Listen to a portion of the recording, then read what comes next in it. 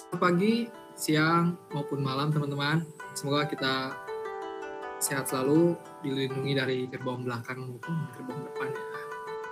Di sini saya dengan Andika Prameswara ingin menjelaskan materi tentang persamaan non-linear dan linear, di mana materi dari persamaan non-linear yaitu iterasi tetap dan syarat konvergensi iterasinya, dan persamaan linear ada Gauss-Seidel, dekomposisi LU metode Delight, metode Kraut, dan dekomposisi Oleski.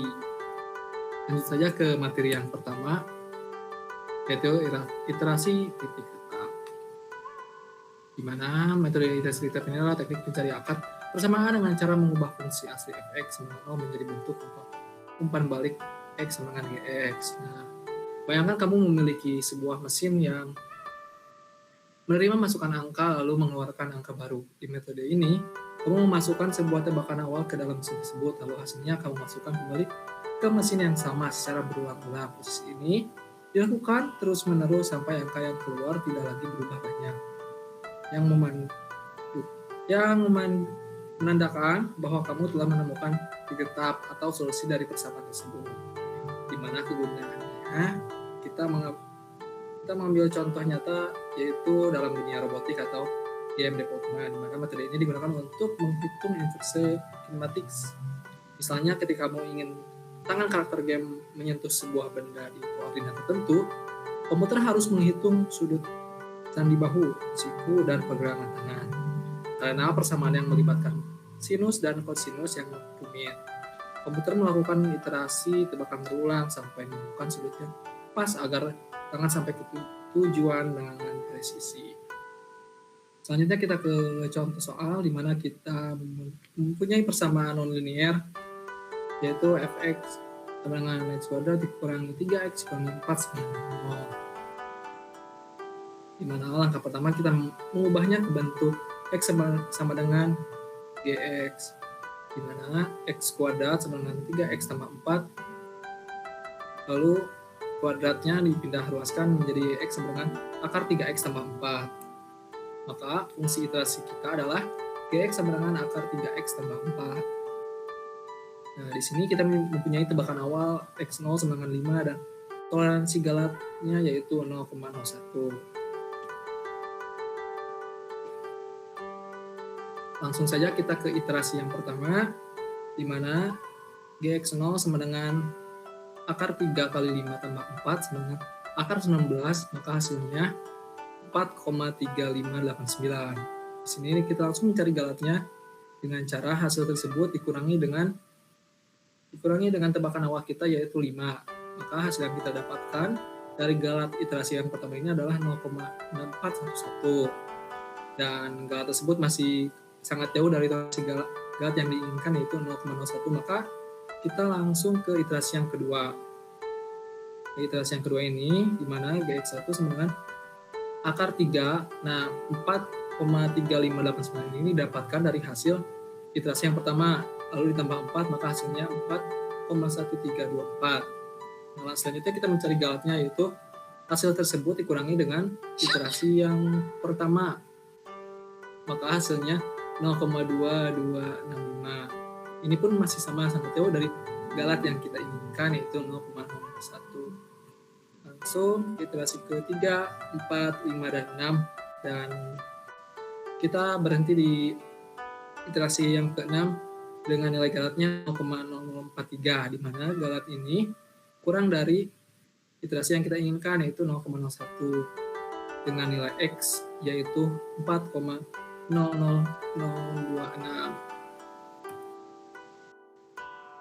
Selanjutnya yaitu syarat konvergensi iterasi, di mana ini adalah sebuah prosedur untuk memastikan apakah rumus iterasi x sama dengan gx yang kita buat akan membawa kita menuju jawaban akar atau justru. Di mana kegunaannya ialah analisis ini sangat penting dalam sistem pengendalian otomatis, kontrol sistem seperti pada fitur cross control di mobil modern. Dengan contoh nyatanya ialah misalkan kita mempunyai komputer mobil terus menghitung berapa gas yang akan diinjak berdasarkan kecepatan saat ini. Algoritma di dalamnya menggunakan prinsip iterasi. Jika perhitungan tersebut tidak konvergen atau tidak stabil, gas mobil bisa terinjak terlalu dalam atau terlalu pelan secara mendadak.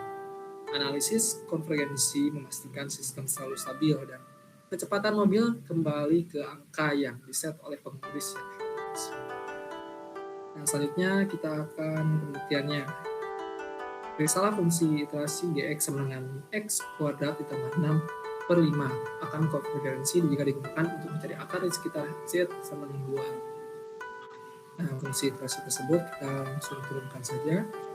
Dimana turunan pertamanya yaitu D per dx dalam kurung 1 per 5 X kuadrat ditambah 6 per 5. Maka hasilnya 2 per 5X. Dimana syarat uji konvergensi ini yaitu nilai Gx ini harus kurang dari 1. Maka kita langsung uji saja pada titik X sama 2, di mana G2 sama dengan 0,4 dikali 2. Nah, 0,4 ini didapatkan dari hasil 2 per 5, dan 2 ini nilai X tersebut. Maka hasilnya 0,8. Dan ini kurang dari 1, maka hasilnya adalah konvergen.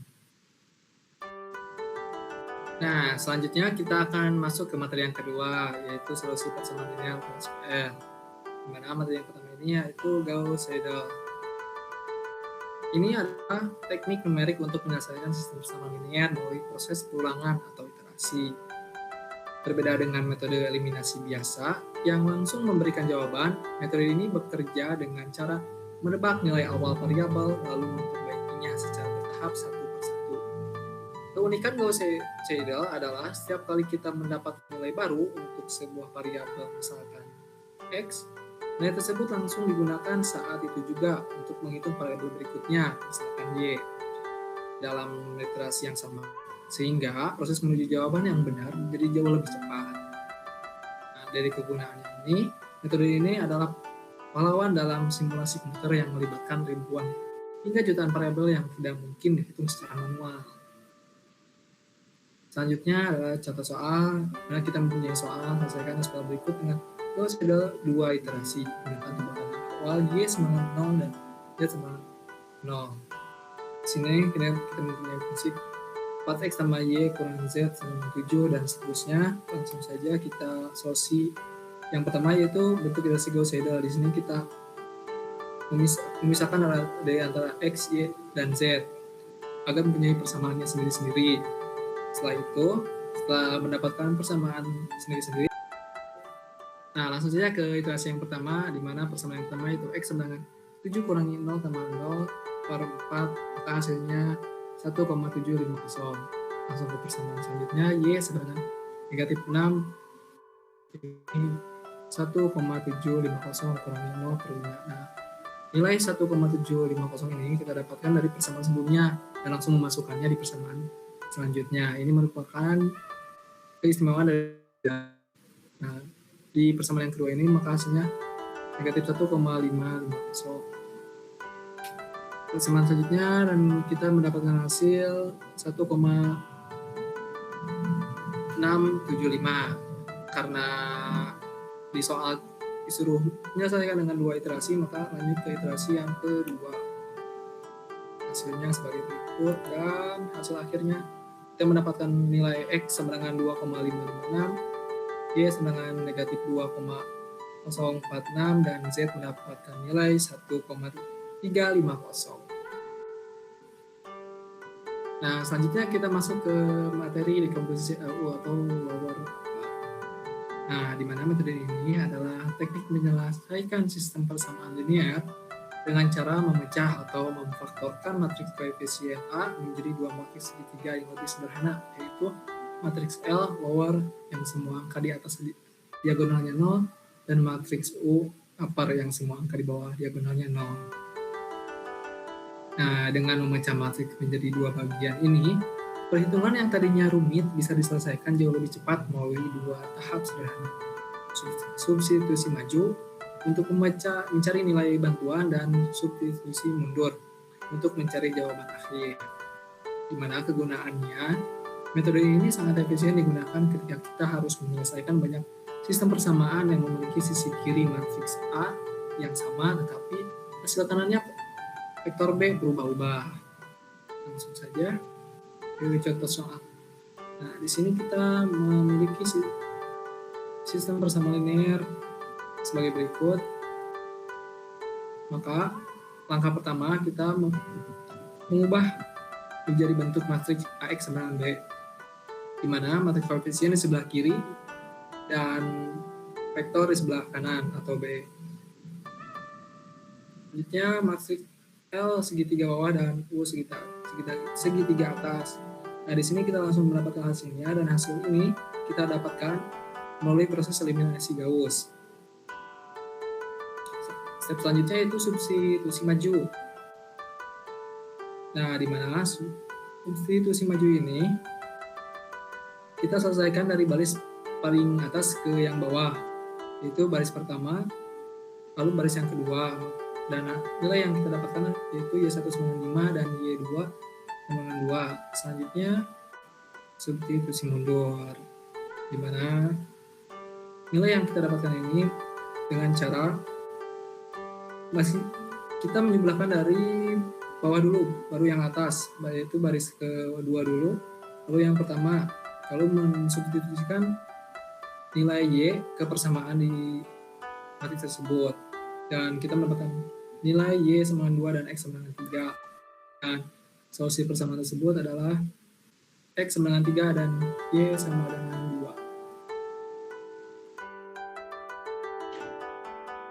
Oke teman-teman, selanjutnya materi di komposisi LU itu ada metode Doolittle atau Doolittle. Nah, sekarang kita akan masuk ke dekomposisi LU metode Doolittle ini.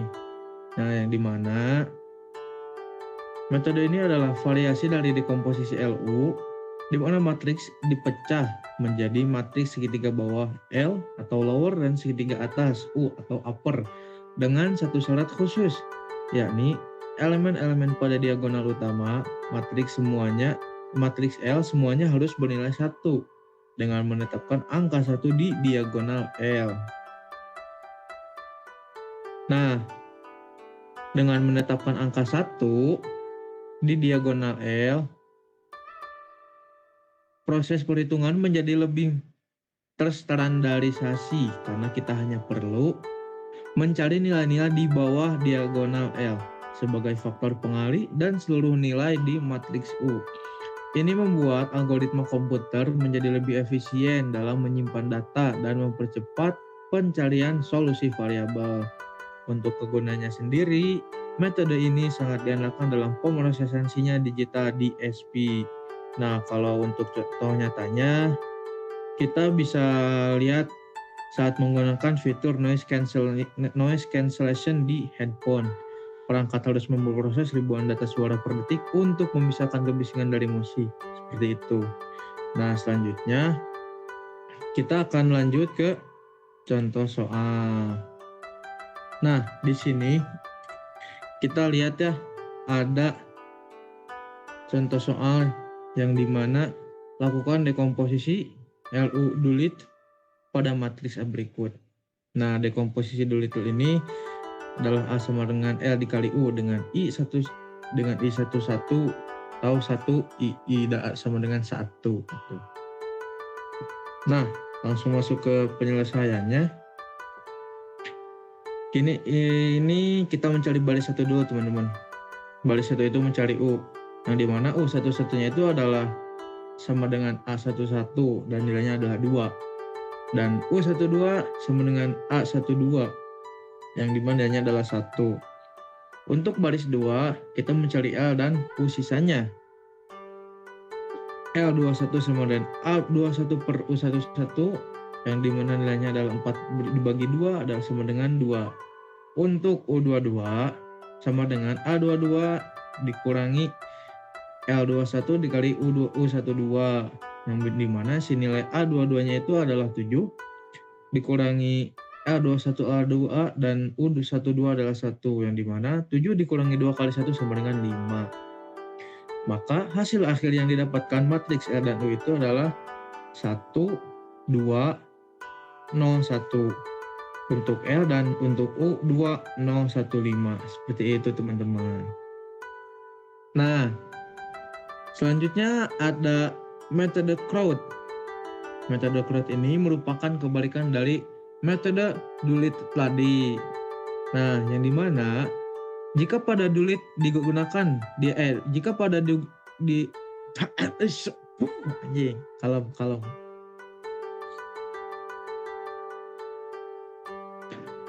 Oke teman-teman, selanjutnya di sini ada metode crowd, yang dimana metode crowd ini adalah kebalikan dari metode Doolittle.